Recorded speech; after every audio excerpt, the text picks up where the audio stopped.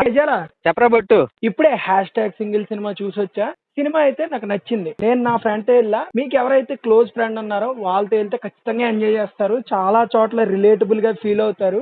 చెప్పాలంటే most of the parts లో comedy చాలా బాగా వర్కౌట్ అయింది. దీంట్లో రైటర్ డైరెక్టర్ కి నేను క్రెడిట్ ఇవ్వను, డైలాగ్ రైటర్స్ క్రెడిట్ ఇస్తాను. బికాజ్ వాళ్ళు రాసిన డైలాగులు చాలా బాగా పేలాయి. ఇప్పుడు ట్రెండ్ కి తగ్గట్టు మీమ్స్ లోంచి కొన్ని రిఫరెన్స్లు తీసుకుని డైలాగ్స్ అయితే చాలా బాగా రాశారు. చెప్పాలంటే సీన్ టు సీన్ లింక్ అయి ఉండదు, పాటలుగా కామెడీ ఎపిసోడ్స్ లాగా ఉంటది సినిమా మొత్తం. ఆ ఎపిసోడ్స్ చాలా వరకు వర్కౌట్ అయినాయి. అంటే డైరెక్టర్ ఎఫెక్ట్ ఏం లేదంటావరా మావా? అలా అనలేమా, ఎందుకంటే దాంట్లో డైరెక్టర్ ఐడియాలు కూడా ఉంటాయి కదా. ఆ ఐడియాలనే రైటర్లు బాగా రాశారని చెప్పాలి. ఆ రైటర్ల గురించి మనకి ఇంతకు ముందే తెలుసు. సామాజ వర్గం కూడా వాళ్ళే రైటర్లు, భాను అండ్ నందు. వాళ్ళ రైటింగ్ అయితే మాత్రం పిచ్చెక్కించింది. మరి ఇంకా శ్రీ విష్ణు ఎలా చేశాడు దీంట్లో? ఇంకా వెన్నెల కిషోర్ కూడా మంచి important role, full length role ఉంటారు అన్నట్టు తెలిసింది.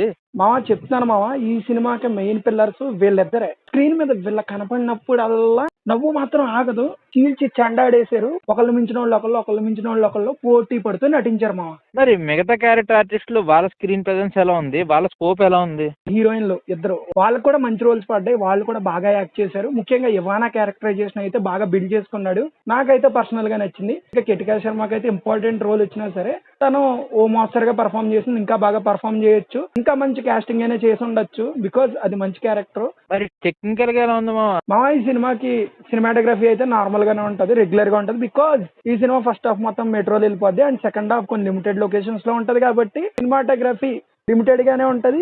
ఆ లిమిటెడ్ రిసోర్సెస్ తోనే సినిమాటోగ్రఫీ చాలా బాగుంది. అండ్ ఇంకా మ్యూజిక్ విషయానికి వస్తే ఈ సినిమాకి music director Vishal Chandrashekhar. Music మొత్తం చూసాక నిజంగా విశాల్ చంద్రశేఖర్ ఇచ్చాడా అనిపించింది. నేనైతే డిసప్పాయింట్ అయ్యా పాటలతో. అయితే మ్యూజిక్ అయితే కొన్ని చోట్ల చాలా బాగుంటది. ఫస్ట్ హాఫ్ లో ట్రాక్ ఉంటది, అక్కడైతే మ్యూజిక్ చించేస్తాడు. వెన్నెల కిషోర్ అండ్ శ్రీ విష్ణు మధ్య ఆడి షో రూమ్ లో అక్కడైతే మ్యూజిక్ మాత్రం లెవెల్లో ఉంటది మామ. ఓకే, ఇంకా ప్రొడక్షన్ వాల్యూస్ గురించి చెప్పాలంటే ఏం చెప్తావు? మామ ఈ సినిమాకి చాలా లిమిటెడ్ బడ్జెట్ పెట్టుకున్నారు మామ. ఆ లిమిటెడ్ బడ్జెట్ లోనే సినిమాని తీశారు, అది అర్థమైపోద్ది. ఇంత లో బడ్జెట్ లోనే మంచి అవుట్పుట్ రప్పించడం కూడా ఒక ప్రయోగం అని చెప్పాలి. సక్సెస్ఫుల్ అయిందని చెప్పాలి మామ. ఓవరాల్ గా సినిమా గురించి మాట్లాడితే ఏం చెప్తారా? ఫ్రెండ్స్ తో వెళ్తే వీకెండ్ మంచి టైం పాస్ మూవీ.